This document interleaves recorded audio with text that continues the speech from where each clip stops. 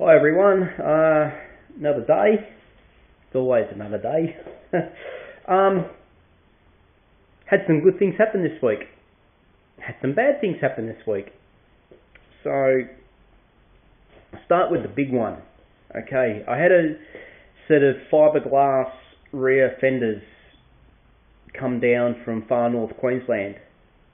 They're to suit a 1940 Ford pickup, and they're the closest thing that I could find to what would have probably been put on the Studebaker if it had rear fenders.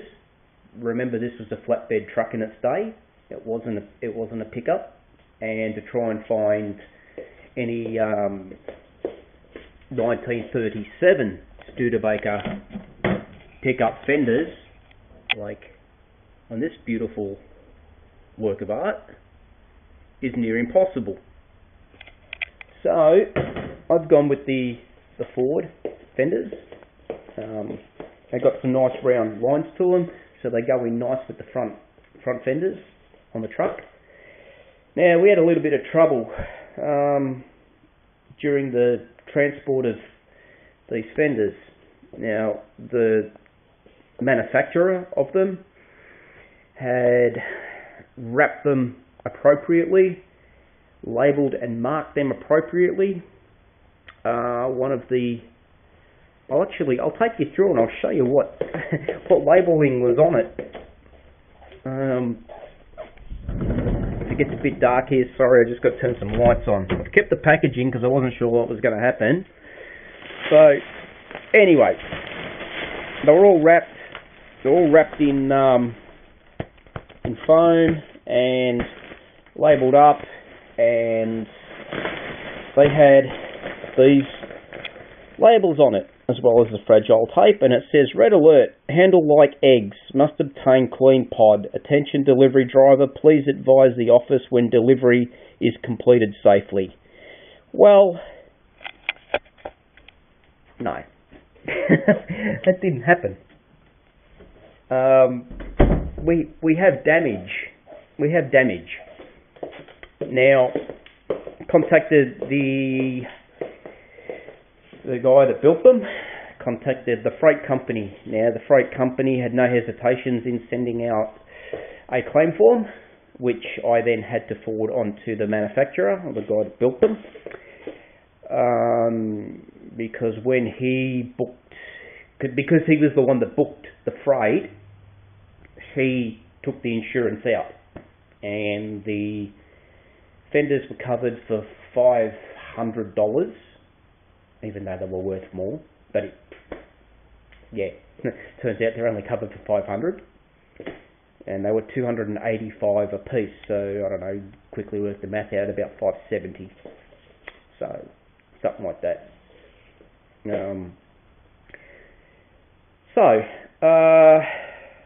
So I sent through the form, and I spoke to the guy that built them, and he said, "No problem.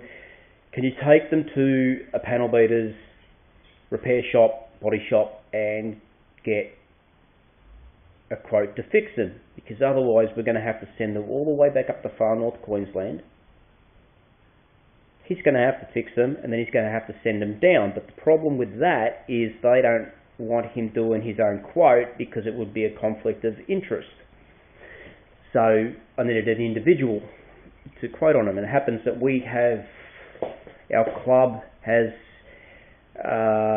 someone that is an old school body guy, does restorations on muscle cars, hot rods, you name it, he does it.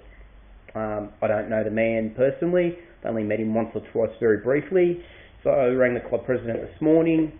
He rang this gentleman, told him I was coming down, went down and caught up with him. He goes, "Yeah, I remember you, no probs. Yeah, we bumped into each other a couple of times. It was just, we never really had the chance to talk." So he knew the face. And he looked at him and he goes, "Oh, mate," he goes, "Yep, you've got fractures in it. You've got, the corners are busted off some of the returns. The gel coat's completely been busted off." He said, "But whoever made your fenders, ain't that good at fiberglass work. They are a little rough, and when I say rough, I mean mostly around the openings here. The way it's finished off, it almost looks like it's been hit with a grinder in spots here, where he's taken it out of the mould. So anyway, I could go over all the scratches and nicks and bumps and dints and fractures and everything on the guns, but I won't, because I'm going to try and keep this one short today, and I've got some other stuff I want to show you. But anyway, he's going to put a quote in. He knows what the maximum insurance payout is on these guards, and he said, mate, even if I was to fix them the way they're sitting now and fix the guy's work that actually made them, he said, mate, it'd be more than $500 for him to fix them. So he's going to put a fair quote in, but it will exceed the 500, but that's fine. If the freight company pays out the 500, at least that's 500 that will go towards having to fix it. I just can't be bothered sending these halfway across the country to have them replaced, with the chance that they may come back down and get damaged again, and then we're going to be back in the same boat. I'd rather just keep these ones, get the money from the freight company through their insurance, and start from there. Because, to be honest, they're repairable. There's a few bits and pieces there that's going to take a little bit of work, but yeah, they're good. But anyway, that's them. That's the two fenders. I've set them on the truck. I'd prop them up with bricks. I put a brick on top of the tyre up under here, and I put a brick just under the tail end. So they were sitting a little higher than I would have liked, probably 2 inches above the rim. I actually want the rim to sit level with the opening here, but it gave me a really good idea of what they're going to look like, and they look awesome. Absolutely wrapped with them. Anyway, got a delivery from America, and it's turned up reasonably quick, so we're going to unwrap this together. The bonus is I get to read some American newspapers too. Alright, so this first one, I'm going to set the tripod up, guys, so I hope this is all good. You know what I'm like with camera work. I'm terrible. But I've apologised enough for that. Okay, so what we got here is the 1940 Chevron tail lights. I was happy with the prices of all the stuff from this supplier, which was Gearhead. Very happy with his prices. His correspondence is lacking a little bit. You know, when my original order was for about $1,000. Now, I don't care if you live in the States or you live overseas, $1,000 order is $1,000 order.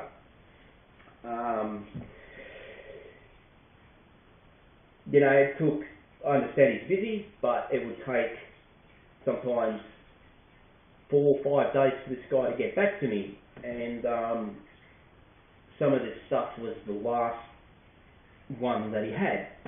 So, you know, whilst I'm waiting for a reply, somebody else could have went in and bought them. So yeah, he was stressing me out a bit like that. And one of the other things that I asked him about was whether he had the gaskets, the rubber backing gaskets for these Chevron tail lights. And at the time he said, no, I don't. And we're only talking about 10 days ago. This got here in amazing time. I'm so wrapped, and I'm grateful to him for getting them off to me as quick as he did. You know, despite all the communication problems and late correspondence and stuff like that. But anyway, I go onto his website last night and through eBay, and I have a look, and he's got Chevron tail light gaskets on there. Doesn't say it's out of stock. he said he had no intentions of getting any more in anytime soon. So I sent him an email. Actually, it wasn't last night, it was the night before. It was Saturday night here in Australia, so it would have been like Friday morning or something in the States. Well, it's now Monday morning here. I still don't, well, Monday afternoon now. I still don't have a reply from him. And it looks like he had gaskets. Now the gaskets were only worth $18, I think, for the pair. But the freight charge was, to send them by themselves, was something like 23 Australian dollars. Now that's some. He either had them or he didn't have them, and if he said he wasn't going to get any in, in the next whatever, week, month, year, whatever, that's what he told me. And I needed to order those things, and now they turn up on his website, so they could have got put in this big box, or put in here. It wouldn't have been any more weight. It would have still been the same volume and the same weight. So now, because he's now showing he's got them, it's going to cost me an additional $23 in freight, which sucks. So I'm not particularly happy about that, but at the end of the day, what can you do? Alright, so I don't know, I think this one's the 48-inch stainless steel radiator hose. Now I can get these in Australia for the same price as what he charged me, but the reason I got these, just bear with me, my phone's ringing. Sorry guys, the joys of having a sister and two teenage nieces. Uncle has to go and pick them up from school tomorrow, so yeah. Anyway, as I was saying, this 48-inch stainless steel braided radiator hose, I could have got here for the same price, and so yeah, rather than go out and make a separate trip somewhere else or order it off eBay and still pay $20 freight, I just ordered it from Gearhead. So this 48-inch one is going to give me both my top and bottom radiator hoses. It comes with, from what they tell me, I've never had actually one of these before, so I've got to work out how to pull it all apart, but supposedly there's 3 types of reducers in there. Comes with the 4 clamps, so 2 for top and 2 for bottom. So I'm pretty happy about that, guys. This is something that I've been wanting to get for a good 12 months, or maybe even longer. When I got the radiator, I would have liked to afford it, but yeah, I just couldn't spare the money at the time due to my court cases and stuff like that. So I've got it now. Alright. And if anybody can tell me the best way to cut it, grinder or hacksaw or anything like that, just going to adjust this camera again, guys, sorry. If anybody can tell me the best way to cut it, through having done it themselves before, please do, because I don't want to fuck it up. That's pretty much what I thought. Putting stuff on eBay, putting stuff on YouTube was all about. People could leave comments. I'm doing well. I've got 11 subscribers and one of them's my niece. I've had about 1,800 views over 30 videos. So, I'm not the YouTube master. I'm never going to be.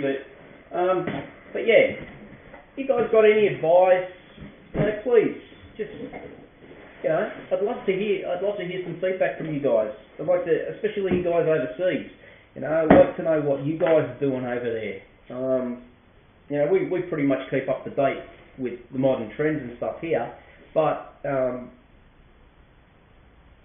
although our cars, donor cars and things that we use for building our rods vary a little, we still we're going to have an equivalent in a Ford or a GM or something like that. So,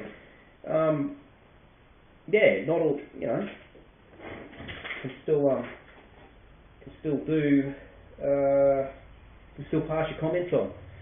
So anyway, that's the place where I got the stuff from. As I said, wrapped with his prices, it's just his communication and everything else that's just a little bit. So, whoops. Okay, this is my power window regulator. So comes with all the switches and the harnesses and switch mounts and all that sort of stuff. I'm not going to drag it all out because it'll just drag this video on for too long. And as you know, I bought some Jeep Cherokee. I always have trouble getting that out. Jeep Cherokee window regs. I bought 2 of them for $100. But as I said, I'm going to use one of them for the back window. It didn't have as much travel as I needed for the side windows on the truck. But they guarantee me that these have enough travel. And I hope they've got enough travel. They're telling me that these should have 77 inches of travel, and these are suited for a long door, say from a, you know, like 33 Ford up. Earlier models, the A models and stuff with the shorter doors and roadsters and cabriolets, these are too long for that. They're telling me that these are the large ones, and that these should suit my application. So if they don't, I'm going to be very, very pissed off, because I don't want to have to modify something I've just paid a couple of $100 for. So so that's what we got, guys. It's motor's a little bit more compact than the Jeep Cherokee ones, but this gear drive here for the cable, same size. Cable even, I haven't measured it up, but I swear the cable is probably the same size as well. I think it's just been a design that's been around for the last 40 odd years, and all they've done is made the motors smaller, but everything else has pretty much remained the same. So there's 2 in there, so one in the box, one here. So that's for my windows. The glass is supposed to clamp between these rubbers, so you don't need to drill holes in the glass and put like a retaining or a proper glass retaining bolt or anything in them. You're just supposed to slide them straight into there, tighten up the nut on the back, and it just squeezes the glass into there. So, whoops. Guys, I'm going to break them before I even get them fitted. So, that's it, guys. So, I've got, this week I've got my fenders, I've got my window regulators, I've got my radiator hose, or radiator hoses now, you can get 2 out of it, and I've got my Chevron tail light. So, I'm still waiting on a couple of things. I'm waiting on that ID badge to come from India, that Chevrolet ID badge that's coming. I'm going to place another order with Gearhead because I wanted to run my external original Studebaker door handles, but the problem is they're not lockable. They never had a lock in them. So they've got a nice set on there to suit I think 33, 34, 35, 36 Ford. They're lockable, and they're a good price. I should have ordered them when I ordered this stuff, but at the end of the day, it sort of doesn't make much difference now, because if he's got those gaskets for those tail lights, I'm going to need to order the gaskets as well.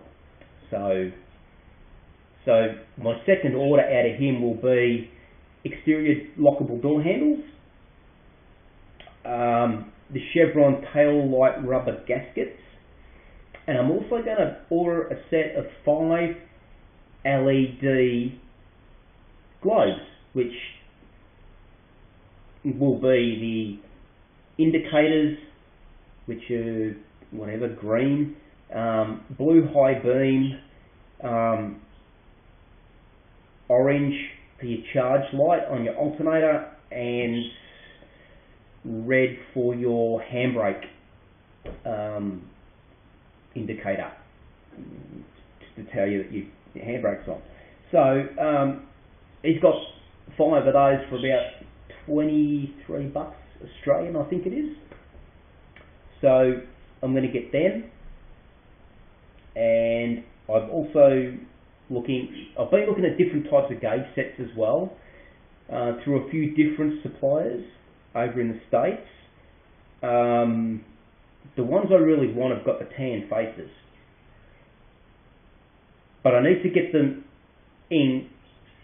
I need to get an electronic speedo, not a cable-driven speedo, because I already have the transducer in the transmission, the electronic transducer. So, you know, that helps straight away. I don't have to buy a speedo cable, I've got the transducer.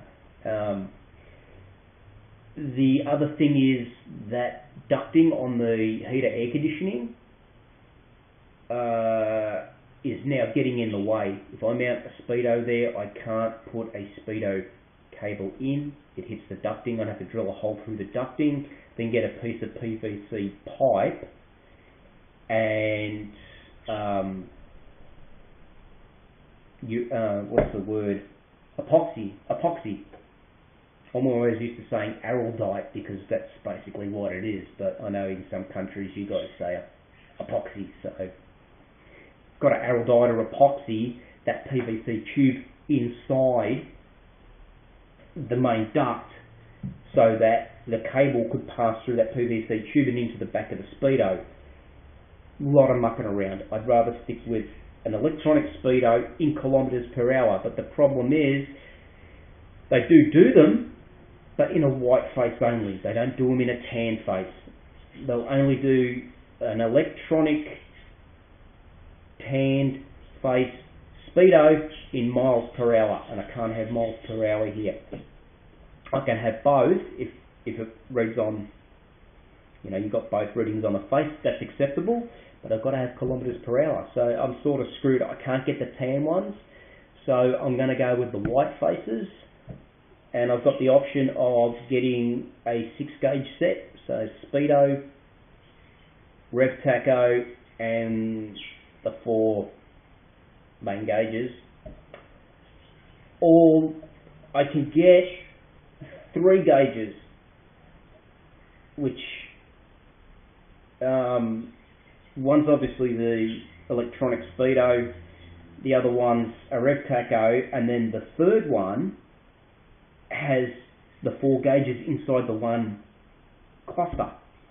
So that looks absolutely awesome, but the packages that they have only have those with the miles per hour reading. So the supplier that's got those 3 gauges, I've asked him if he could actually make up a set and take the miles per hour electronic speedo out and put a kilometres per hour electronic speedo in, but he also sells it with the alloy fascia. So these come as basically a whole thing already assembled to push straight into a dashboard, but they don't do one for a 1936 Studebaker, so I need it without the alloy insert as well. So we need to change 1 gauge over and do away with the insert, so I need a price on the 3 gauges. So basically he's building up a kit that doesn't exist. From him also, I'm waiting on a price. Nobody's in a hurry, you know. They must be making millions of dollars that they don't need to worry about customer service anymore. Again, I'm not really worried at this point in time too much, but I'm also, you know, I'm not ready to fit the gauges up, but I have to be conscious of the dollar too, the exchange rate, if I'm getting stuff out of the States. Because what the Aussie dollar was here 6 months ago is not what it is now. You know, it's dropped 3 cents, and that 3 cents over a few $100 or you know, even over $1,000 can cost you, you know, big dollars. So, and you know that applies to your freight as well, because it translates dollar-wise into US dollars. So I'm trying to get as much stuff delivered as I can in one hit from the one supplier to consolidate the freight charge and try and get it at the best time where the Aussie dollar is, you know, acceptable, I guess, acceptable. It's been stronger, but, you know, I need this stuff now, so. And that's what I think these guys don't understand sometimes, you know, all the world currency is based off the US dollar, and, you know, it's killing us. It's killing us to get stuff here. And, yeah, it's just absolutely mad.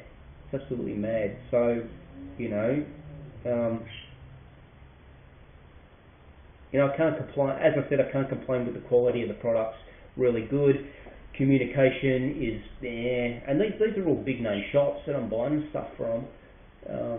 But yeah, the communication's very average. And yeah, just trying to answer your questions, you know. They don't answer them in full, so you've got to send them back a second email.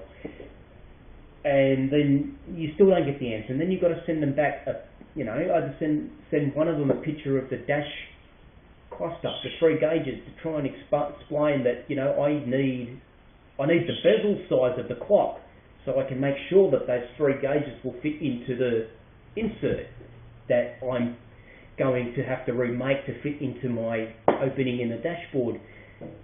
But he didn't give me the bezel size, he gave me the size of the insert he's got the 3 gauges mounted in. But that's no good to me. That insert doesn't fit my application. I need to know the size of the bezel. So yeah. Anyway, yeah, I've still got the bear claw locks. I forgot about them before. I've got them coming. So I'm guessing they're only maybe a couple of days away, if that. Might even get them tomorrow. And I think that'll be it for a while. You know, that'll be probably just over $2,000 that I've spent in the last 3 or 4 weeks. So, you know, I'm not back at work yet, so I've got to be sort of mindful too how much I spend. And but this stuff will give me enough now to keep going on the truck for the next 6 months. So yeah, all's good. Anyway, I'll leave it here for now, guys, because I'm pretty sure I'm going to pick up on something I'm doing out in the garage in the next part of the vid. Cheers.